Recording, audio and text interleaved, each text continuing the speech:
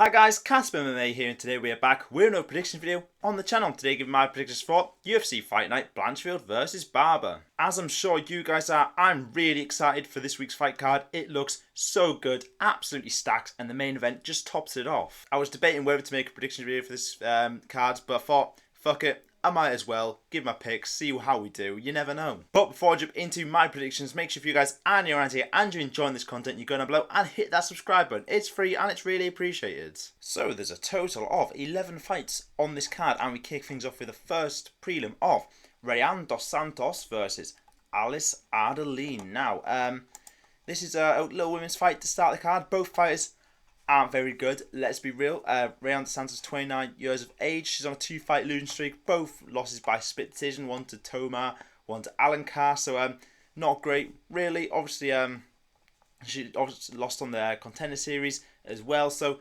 against UFC level fighters, she's not done that great, to be honest. Her opponent, Ardelean, has got a great record of 9-7. I mean, we love it in the UFC here. She is 0-2 in the UFC, losing to Melissa Martinez and Shauna Bannon. So it's going to be a really exciting fight, this one. I cannot wait to see what's going to happen. It's going to go to decision probably, let's be real. And it's honestly a coin flip. I take my pick with a pinch of salt. I have no idea who's going to win this, to be honest. I'm going to pick Rayan dos Santos to win by decision. Now we move up the card to Balaji Oki versus Michael Aswell. Now, this fight was originally supposed to be Oki versus Marquel Medeiros. I think I was going to pick Medeiros in that fight, but we've got to now Michael Aswell on short notice. Oki, he's obviously a decent fighter, 9-2, only 2 losses in his career, but obviously got choked out by Chris Duncan in his last fight, so it wasn't the best performance there, round 1 sub, but obviously had a split decision win before that to Kuamba. So he's a decent fighter, a Belgian man. Michael Aswell, on the other hand, is 10-2. So basically the same record, 24 years of age. He lost on the contender series, a split decision to Bogdan Grad. I'm pretty sure that was a close fight. If I remember it properly, I mean, pretty sure there's arguments he could have won. I'm not too sure. But his other loss in his career was to Yadir Deval, who was just fought on the recent APEX card as well. He won. It looked good. So he's got some decent wins in his career. I mean, he is a decent fighter, to be fair. Won his last fight since the contender series by split decision. So I can see this probably going either way here. It could see Aswell getting this job done, but I'm going to back Oki. I mean, Michael Aswell's coming in on short notice. I reckon Oki is going to get this one done, and I reckon he gets the decision. Now we move up the card again to Andreas Gustafsson versus Trevin Giles. Now, Gustafsson, 11-2, Swedish man. He's 34 years of age, so he's quite late coming into the UFC, but he's very good. I mean, I watched his fight on the contender series. He looked pretty good. I mean, he was very good in the clinch. Got a win by knees to the head, which was pretty decent. He looked really good. I mean, obviously he's got many KOs on his career. I mean, 8 wins by KO. Lost a couple of times to decision, but apart from that, I think he's a pretty good fighter. I mean, he is old, but I reckon he's still got it in him at his age. Trevin Giles, on the other hand, 16-7, coming off a loss to Mike Malott, which actually wasn't that long ago. I can't really remember. I think it was last year, actually. It didn't feel that long ago. On a 3-fight losing streak. Being finished a couple of times there by Prates, Bonfim. He hasn't won since 2023. I'm pretty sure Gustafsson's going to win this one. I can see it happening. And I reckon Gustafsson gets the KO. Now we move up the card to Jordan Leavitt versus Kurt Holobaugh. Now, Jordan Leavitt, 11-3 in total. He's 29 years of age, so not too old. Did lose his last fight to Chase Hooper, but before that he had a win over Victor Martinez, and then obviously lost to Paddy Pimblett before that, and then he's won a few fights, lost a few fights in the UFC. He's 4-3, so still got a winning record in the UFC, 2 fair to him, and one on the contender series.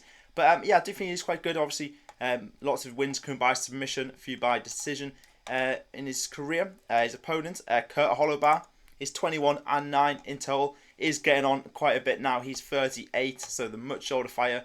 Probably like the oldest on the card, to be honest. Has lost his last fight to Alexander Hernandez by decision.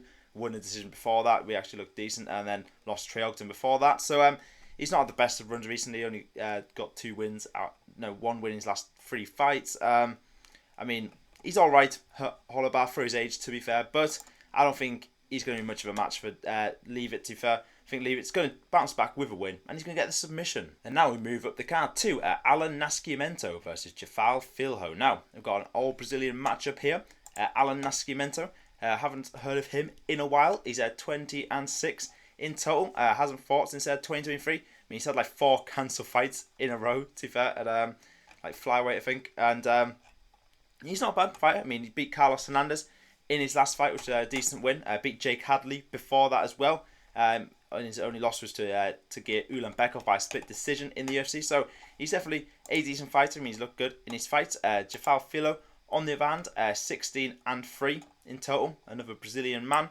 He's also a good fighter. He's on a 2-fight winning streak. Beat Ode Osborne, Daniel Barres, both by first round submissions. Lost to Makayev, but apart from that, he's a pretty decent record. So I could honestly see this going either way. Both these guys are pretty decent fighters at flyweight. But I reckon I'm going to back Nascimento to get this done. I mean, he's had a bit of a layoff, but I reckon Nascimento comes in here and gets the decision. And now we move up the card to Zach Reese versus Duško Todorović. Now, this is kind of a layup for Zach Reese, let's be real. He was looking really good. Zach Reese obviously lost to Cody Brunish by that weird slam KO, and then looked really good against Marquez, that like 20-second knockout. Beat Jose Medina as well, but then I think I can't remember if I picked him to beat Bakov, I don't know. But he lost to Bakov by round 1 KO. That was pretty impressive by Bakov. He's a good fighter. But I reckon he's going to bounce back pretty easily against Duško Todorović. I don't think he's very good. It's 12-5 record, 31 years of age.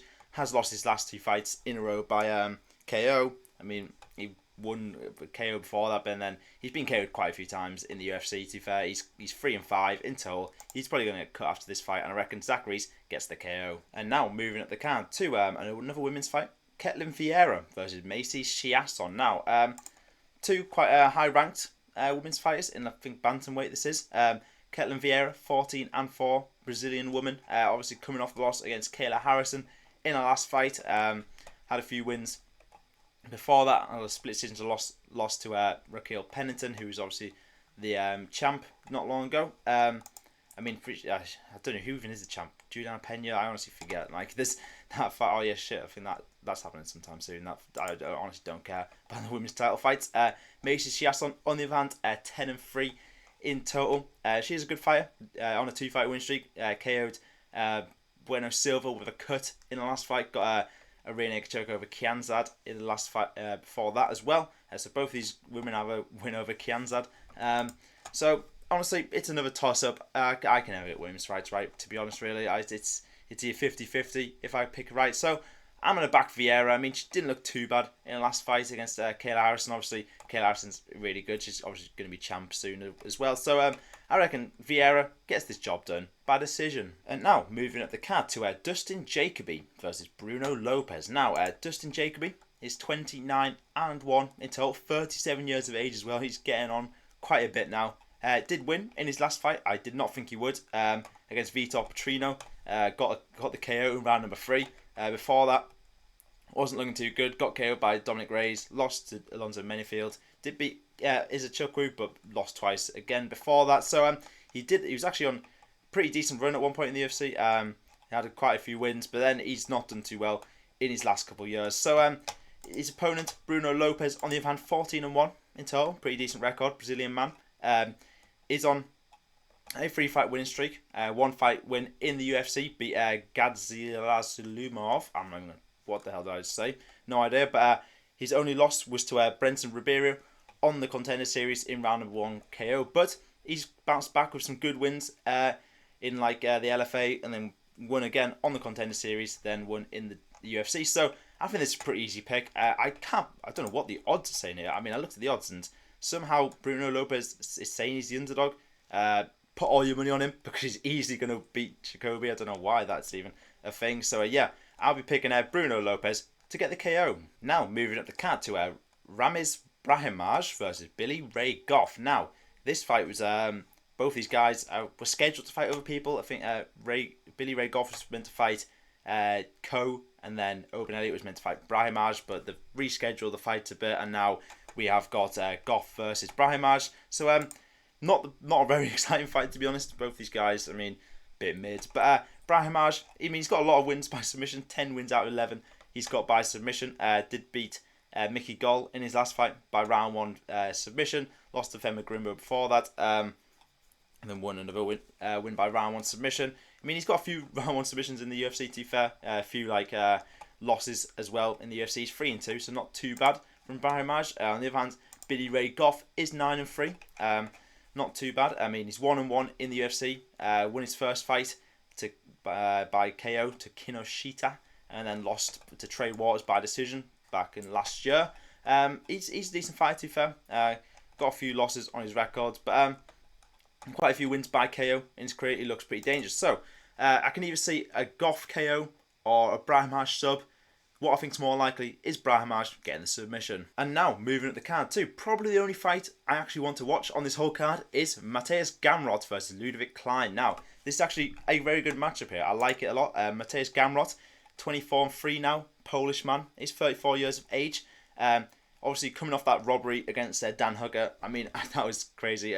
Pretty sure he clearly won that fight, but then they just gave a split decision to Dan Hooker, which is kind of crazy. But yeah, before that, obviously had a 3-fight winning streak. Lost to Vanil Dariush, but obviously we know how good Gamrot is. He's not the most exciting fight, but he's pretty good. On the other hand, Ludovit Klein, he's also a very good fighter. I do like watching him a lot.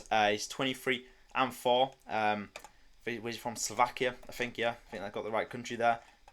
He's on apart from his one draw he had with Jai Herbert, he's on like a 1, 2, 3, 4, 5, 6 fight. 5 or 6 fight winning streak at the minute. A few KOs in there, a couple of decisions. I mean, he gets majority decisions to be fair in the UFC, but he's a good fighter. 7-2 in total in the UFC. Lost to Nate Landwehr back in 2021, and that was his last loss. So I can see this being a good fight here. Think it's going to go to decision. I don't think either man can get a finish here, but I do think Gamrot is just going to be too good for Ludovit Klein, and I reckon Gamrot gets the decision. And now moving up to the main event, Erin Blanchfield versus Maycee Barber. Now, I'll probably be asleep when this happens. I'll probably turn off. I don't know what time the card's on in the UK, but I'll probably turn off after the Gamrot fight, let's be real. But this is a high-level women's fight, to be fair.